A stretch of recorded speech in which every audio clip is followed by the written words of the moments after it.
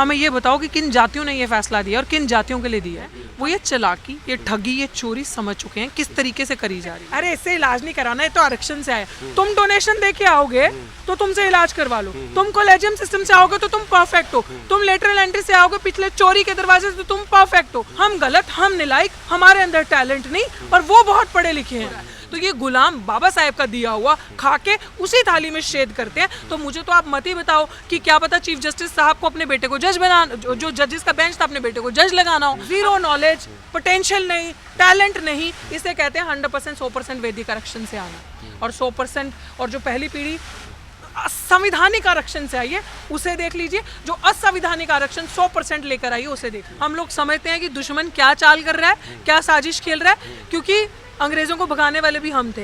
वो पढ़े लिखे थे, उनके अंदर बुद्धि तेज थे, तो जो अब हम उनसे मुकाबला कर सकते थे, उनको क्या समझते हैं हम मनु की औलादों को। मेन स्ट्रीम मीडिया कह रहा है कि देशद्रोही नारे लग रहे हैं, क्या कहेंगे आप? जो 21 तारीख को भारत बंद हुआ था। अच्छा, देशद्रोही नारे, हाँ तो आरएसएस वाले पक्का लगा रहे होंगे, हिंदू वाहिनी वाले लगा रहे होंगे, करनी सेना वाले लगा रहे होंगे, तो पक्का लग रहे होंगे। वो गलत नहीं कह रहा। अगर मेन स्ट्रीम मीडिया कह रहा है तो ये जितने संगठन मैंने गिनाए ये पक्का लगा रहे होंगे। अच्छा, ये जो आम जनमानस में है, जो मतलब कि जिनकी जानकारी जैसी भी हो, मतलब उनका कहना है कि सुप्रीम कोर्ट ने फैसला दिया, इतने पढ़े लिखे जज हैं और देश की सर्वोच्च संस्था है, मतलब न्यायपालिका है, उन्होंने ये फैसला दिया है तो गलत कैसे होगा? बिल्कुल बिल्कुल वही ना, जो ये तो हमारे लिए एकदम वैसा दृश्य है देखने वाला कि जिस तरीके से बाबरी मस्जिद का फैसला आया था, ये बिल्कुल हमारे लिए इतिहास दोहराया जा रहा है कि फैसला लिख के आया कहीं से और किसी शाखा से और सुनाया जा रहा है कहाँ। तो ये हमारे लिए वैसे ही फैसला है। पढ़े लिखे दलित भी बहुत हैं, पढ़े लिखे हम भी, और हम होना भी चाहते हैं। हमें मत बताओ कि कौन पढ़ा लिखा है, कौन फैसला दे रहा है। हमें ये बताओ कि किन जातियों ने ये फैसला दिया और किन जातियों के लिए दिया है। हमें इसका इंटरेस्ट ज़्यादा है जानने का। और जो हम जैसे पढ़े लिखे लोग हैं वो ये चालाकी, ये ठगी, ये चोरी समझ चुके हैं किस तरीके से करी जा रही है। हमें सिस्टम से कैसे बाहर रखना। अंग्रेज डिवाइड एंड रूल करते थे, ये डाइवर्ट, डिवाइड एंड रूल, ताकि हम जब हमारे आधे से ज़्यादा जनरेशन पढ़े ना, सड़कों पर मरती रहे, विरोध दर्ज करवाती रहे, धरने प्रदर्शन करती रहे, उनका कीमती वक्त जो उनको सिस्टम के अंदर बैठ के जो उनको पढ़ना चाहिए, नौकरी करनी चाहिए, इज्जत से खाना पीना चाहिए, वो बाहर बैठ के सड़कों पे ये लड़ाई लड़ रहे हैं अपनी आने वाली पीढ़ियों के लिए, अपनी मूलभूत चीज़ें बचाने के लिए। वो कैसा पढ़ा लिखा बेंच है, उसके बाद क्या प्रोसेस है ये करने का, क्या प्रोसीजर है। हम जब रिसर्च करते हैं, जैसे मैं रिसर्चर रही हूँ और अभी भी रिसर्च कर रही हूँ, तो रिसर्चर का काम होता है जो पहले काम हुआ उसको देखना, उस काम में से क्या अच्छा निकला है उसको, जो मैं काम कर रही हूँ उसके अंदर एब्जॉर्ब करना, और क्या गलत किया था और उसको निगलेक्ट करते हुए मैं क्या अच्छा कर सकती हूँ उसको ऐड करना। ये रिसर्चर का काम होता है। तो इन जजेस ने क्या रिसर्च करी है, क्या देखा है कि जहाँ जहाँ ये क्लासिफिकेशन किया वहाँ वहाँ क्या रिपोर्ट्स आई, कितना उन लोगों के पास fair distribution of land resources, education में एजुकेशन वाइज कितने वो फॉरवर्ड आए हैं, क्या इनके पास डेटा है, और उसका क्या एम्पिरिकल जो डेटा है क्या ये दे सकते हैं। ये जो पढ़ा लिखा, इतना ज़्यादा पढ़ा लिखा, क्योंकि हम अगर आरक्षण से आते हैं, हम हमारी जाति, हम जो आरक्षण से डॉक्टर बनते हैं, अरे इससे इलाज नहीं कराना है तो आरक्षण से आया। तुम डोनेशन दे के आओगे तो तुमसे इलाज करवा लो, तुम कॉलेजियम सिस्टम से आओगे तो तुम परफेक्ट हो, तुम लेटरल एंट्री से आओगे पिछले चोरी के दरवाजे से तो तुम परफेक्ट हो, तुम ये सारी जब तुम्हारे इंटरव्यू के अंदर गॉड फादर बैठे होंगे तो तुम परफेक्ट हो। हम मेहनत करके सिर्फ एक बराबरी की रेस में एंट्रेंस पॉइंट पे हमें जाके रिजर्वेशन मिलता है। हम गलत, हम नालायक, हमारे अंदर टैलेंट नहीं और वो बहुत पढ़े लिखे हैं। जितने वो पढ़े लिखे, मेरा दादा अगर सीजीआई होता, मेरा बाप अगर सीजीआई होता, मैं जज बनती आज, इसलिए क्योंकि मेरी जनरेशंस वहाँ पे नहीं है, उस जगह पे मेरे लोग नहीं हैं, इसीलिए हम पढ़े लिखे नहीं हैं। तो आप तो हमें बताओ ही मत कि कौन पढ़ा लिखा है, कितना गुण है। 3000 साल से मुफ्त का 100% आरक्षण खाने वाले, do not dare to teach us who are educated, who have all the knowledge, do not dare to teach us about the corruption, do not dare to teach us about सब क्लासिफिकेशन की कौन किसकी जाति का कौन खा गया। So we know very well, हम लोगों को पता है हमारी आपसी जो तुमने फूट करवानी थी, लड़ाई करवानी थी, क्योंकि अगर तुम हमें लड़ाओगे नहीं तो हमारे वोट कैसे लोगे, हमारे लोगों को कैसे तोड़ोगे। सो ये जो तुम्हारी साजिश है, ये जो मनु तुम्हारे अंदर चलता है, so we know very well. उसी बेंच में BS गवई साहब भी थे, उन्होंने कहा कि आरक्षण वो बोगी है जिसमें जो पहले आ जाता है उसमें किसी को आने नहीं देना चाहता, वो तो दलित थे। देखिए, जब हमारे इंटरव्यू होता है ना, मैं एकेडमिक्स की बात करती हूँ, तो जब हमारा सिलेक्शन प्रोसेस होता है ना, इंटरव्यू के लिए जब आप जाते हो असिस्टेंट प्रोफेसर, फर्स्ट लेवल, तो वहाँ पे क्या होता है ना कि जब आप इंटरव्यू देने बैठते हो तो वो जो 7 या 8 प्रोफेसर्स बैठे होते हैं उनके अंदर एक SC/ST ऑब्जर्वर आता है, ये सब एक्सपर्ट्स होते हैं, ठीक है।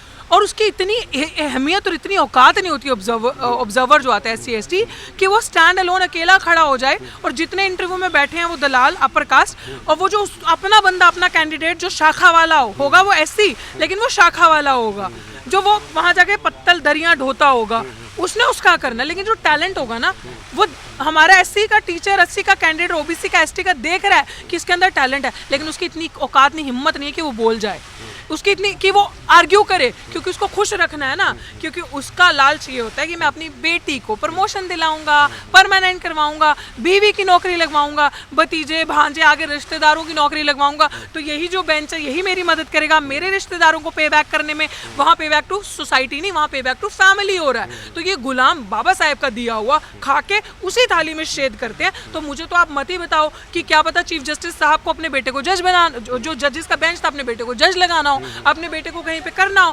तो मुझे इतना पता है जितना मैंने पढ़ा है, लार्जेस्ट डेमोक्रेसी है इंडिया की, मैं संविधान के तरीके से अपना विरोध दर्ज करवाऊंगी। और मैं इस लोकतंत्र देश में, डेमोक्रेसी में ये मानती हूँ कि अगर सबसे सुप्रीम कोई है तो वो जनता की अदालत है, और जनता इस तरफ खड़ी है और वो साथ उस तरफ खड़े हैं। तो जो जनता की अदालत कहेगी अंतिम फैसला वही होगा। और हमने बहुत बड़ी बड़ी लड़ाइयाँ लड़ी हैं जो हमने जीती हैं। जी, आप अभी जाति की बात कर रहे हैं, लेकिन योगी आदित्यनाथ कह रहे हैं कि बटो नहीं, बटोगे तो कटोगे। योगी आदित्यनाथ जिसने सबसे ज्यादा लोगों को बांटा है और जिन्होंने बुलडोजर चलाने की हमेशा बात करी है, तो ये तो हमें ना ही बताएं कि बटो नहीं। बट अगर इतनी अच्छी बात बुलेखे से इन्होंने बोल दी है कि बटो नहीं, तो हम नहीं चाहते बटना, बांट रहे तुम हो, तोड़ रहे हमें तुम हो। तो ये जो स्ट्रैटेजी सिर्फ कहनी में कुछ और करनी में कुछ और, कथनी और करनी में फर्क, दिस वोंट वर्क। और मेरे को ऐसा लगता है कि मुझे हमेशा अच्छा लगता है कि इंटेलेक्चुअल्स की बात में आना और उनका जवाब देना। He is not an intellectual for me. Kangana Ranaut किसानों को लेके बड़ा बयान दे दिया उसने। बेशरम, मेरा बस चले ना, लिटरली एक चांटा और तैयार रखा है मैंने, एक हमारी जवान बेटी ने दिया था, एक चांटा मैंने और तैयार रखा है। शेमलेस, आप कभी किसी को कुछ कहते हो, कभी ये कहते हो कि वहाँ पर रेप हो रहे हैं। हम लिटरली हमारे आधे परिवार के लोग, पंजाब से उठ के बुजुर्ग, बेटियाँ, बच्चे, जवान, इतने लोग वहाँ पे जब हम लोगों का रिप्रेजेंटेशन किया तो किसान मजदूर का नारा और बुलंदियों पे पहुँचा। भाईचारा, कोई भी चीज़ जो आपसी मेल करवाती है ना वो हमेशा अच्छी होती है, जो एक लेयर्स मर्ज करवाती है, मतलब एक ब्रिज बनाती है और दो लोगों को एक करती है, वो हमेशा अच्छी होती है। और उसमें हमने एकता देखी, और हमने 30 साल में पहला ऐसा आंदोलन देखा था जिसने दम रखा लोगों को जगाने का, सरकार के साथ लेने का पंगा। और अब इस तरीके की महिलाएं जिनका खुद कोई स्टेबिलिटी नहीं है, जो खुद ये कहती थी कि मैं ड्रग्स लेती थी, जो ये खुद कहती थी कि मैं तो दारू के नशे में थी, घर से निकाल दिया था। I don't think so her parents are also proud of the kind of mentality, the kind of daughter they have, जो उस देश के जो लोग जिनका खाती है उन्हीं को गाली देती है। कहते हैं never bite the hand that feeds you, जो हाथ उसे खिला रहा है उसी को काट रही है। जिस देश में रहती है उसी देश की, मतलब पार्लियामेंट रिपोजिशन है आपके पास, you hold that chair by literally, आप डिजर्व नहीं करती थी जिस जगह आप बैठी हैं। ये तो आप सोचिए कि आपके ऊपर बहुत बड़ा एहसान है, आपके अंदर इतनी पोटेंशियल एबिलिटी और इतनी औकात नहीं है आपके पास वहाँ बैठने की। आप एक जगह से तो वैसे ही बॉयकॉट कर दी गई हैं इंडस्ट्री से। सो दूसरा ये बचन, आई एम श्योर कि यहाँ से भी बॉयकॉट होंगी, और इनको इतनी समझ नहीं है कहाँ पे क्या बोलना है। आई रियली फील कि महिलाओं के अंदर एक दूसरे के प्रति सिंपैथी होनी चाहिए, एम्पैथाइजिंग एटीट्यूड होना चाहिए, एक हमारे अंदर इस तरीके की चीज़ होनी चाहिए कि मैं जो बोल रही हूँ, कहीं वो जो महिलाएं वहाँ पे बैठी हैं उनको आहत तो नहीं पहुँचा रही, बट ये महिला has surpassed everything, shameless creature, ऐसा बंदा, ईगो, जीरो नॉलेज, पोटेंशियल नहीं, टैलेंट नहीं, इसे कहते हैं 100% 100% वैदिक आरक्षण से आना। और 100% और जो पहली पीढ़ी संवैधानिक आरक्षण से आई है उसे देख लीजिए, जो असंवैधानिक आरक्षण 100% लेकर आई है उसे देख लीजिए। बहन मायावती जी ने भ्रष्ट रही हैं, हमने उनको सीएम बना के गलती की, भाजपा नेता ने कहा है, क्या कहेंगे आप? तुम्हारी औकात थी बहन जी, पहली बात है तुम्हारी औकात नहीं बहन जी का नाम भी लेने की, और तुमने सीएम बनाया बहन जी को, इतनी बस की ना है तुम्हारी। ये तो तुम अपना वो कोई कर्म समझो। जो मान्यवर साहब कांशीराम का कैडर, बहन मायावती जी के जो लोग हैं जो उन्हें ब्लाइंडली फॉलो करते हैं, जिन्होंने उनका संघर्ष देखा कि जब सड़कें नहीं थी वो महिला सड़क पे थी, एक वीरांगना बन के लड़ रही थी, उनके लोग तुम्हारे साथ खड़े हो जाते हैं भूल भुलेखे में आके कि तुम लोग कुछ उनका भला करोगे, तुम्हारी औकात नहीं अपने मुंह से उनका नाम भी लेने की। एंड इस तरीके के लोगों को उकसाया जाता है और साथ ही साथ SC/ST एक्ट को कमज़ोर करो ताकि ऐसे अभद्र गंदे, क्योंकि वो एक रिकॉग्नाइज पर्सनालिटी है और SC/ST एक्ट ये कहता है कि जो एक डिग्निफाइड एक रिकॉग्नाइज पर्सनालिटी है उसके बारे में इस तरीके की अभद्र टिप्पणी आप नहीं कर सकते। तो इसके ऊपर इसके खिलाफ मुकदमे होने चाहिए और इनको जेल होनी चाहिए और SC/ST एक्ट के अंदर मुकदमा दर्ज होना चाहिए। इसीलिए मैं कहती हूँ ना, क्या लगता है मंशा क्या होती है ऐसे इस तरह के व्यक्तिगत हमला करने की? बुलाया जाता है, ये सब सेट होता है, ऐसे कुछ नहीं बोल सकता।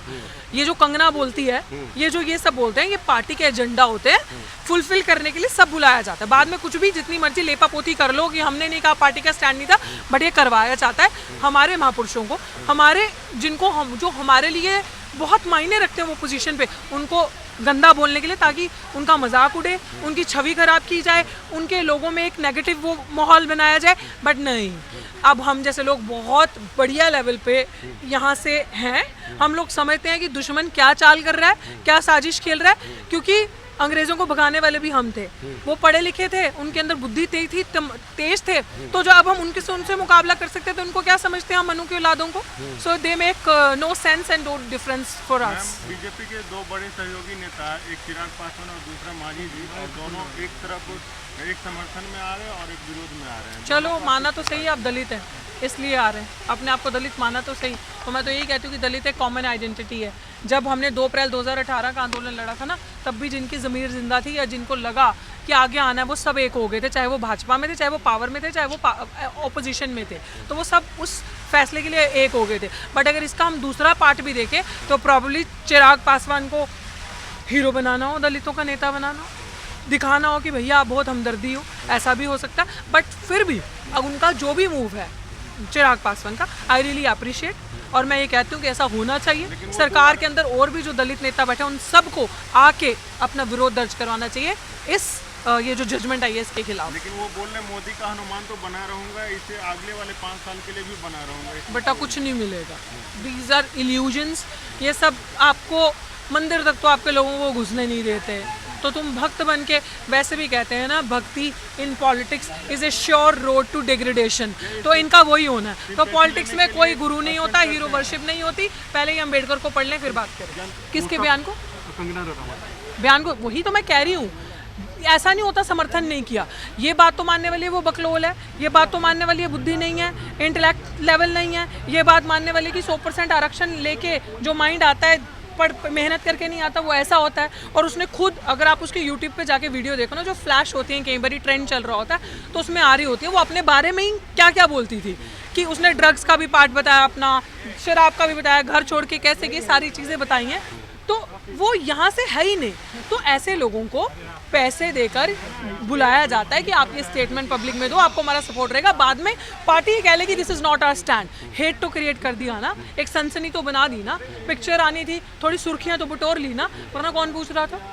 तो ये चीज़ें होती हैं, करवाया जाता है, कुछ भी होता नहीं है। इतनी पॉलिटिक्स तो हम समझते हैं, बाद में कह लो हमारा स्टैंड नहीं है, सब बुलशिट, वी डोंट बिलीव। अच्छा, एक आखिरी सवाल, छतरपुर में एक मुस्लिम का मकान तोड़ दिया गया, वो वहाँ किराएदार था, मालिक कोई और था, क्या कहना चाहेंगे आप? वेरी शेमफुल, ये तो बहुत गलत बात है। मैंने आपसे सुना, मैंने अभी तक इस न्यूज़ को फॉलो नहीं किया, बट वही तो बता रही हूँ, जब दलित मुस्लिम आगे बढ़ेगा, पढ़ेगा, ब्यूरोक्रेसी में आएगा, IAS बनेगा, इन लोगों को कैसे तंग करना है, कैसे तोड़ना है, और मुसलमानों को तो धर्म के नाम पे मारना ही मारना है, ये तो पक्का क्लियर बात है। तो इसलिए किस तरीके से उनको तंग करना है। हम लोग आपस में टूट रहे हैं ना, हम लोग बहुजन आइडेंटिटी को वो करके रख नहीं पा रहे एक जगह, इसीलिए ये सारी चीज़ें हो रही हैं। इसीलिए उनकी हिम्मत, उनकी ताकत ज़्यादा बढ़ती है। हमें तोड़ सोचना पड़ेगा इनकी हरकतों को तोड़ने का, तो मुझे लगता है नहीं कर पाएंगे। Thank you. तो आपने सुना डॉक्टर रितु को किस प्रकार से, जिस तरह से SC/ST कोटे में सब कोटे बनाने को लेके बात हुई है, और उन्होंने कॉलेजियम पे हमला बोला है कि जिस तरह से उनके बाप दादा जज थे, अगर हमारे भी लोग रहेंगे तभी हम लोग आगे बढ़ेंगे। क्या है आपकी राय इस पूरे बातचीत पे? आप अपनी राय में ज़रूर बताएं। मैं रंजय कुमार, कैमरामैन आशीष के साथ, नेशनल दस्तक। धन्यवाद। नेशनल दस्तक की आपसे गुजारिश है कि अगर इसको बचाना चाहते हैं तो नेशनल दस्तक को सब्सक्राइब करने के लिए रेड कलर के सब्सक्राइब बटन को दबाएं, फिर बेल आइकन की घंटी दबाएं, नेशनल दस्तक को बचाने के लिए बहुत जरूरी है कि हर खबर को शेयर करें, लाइक करें, कमेंट जरूर करें।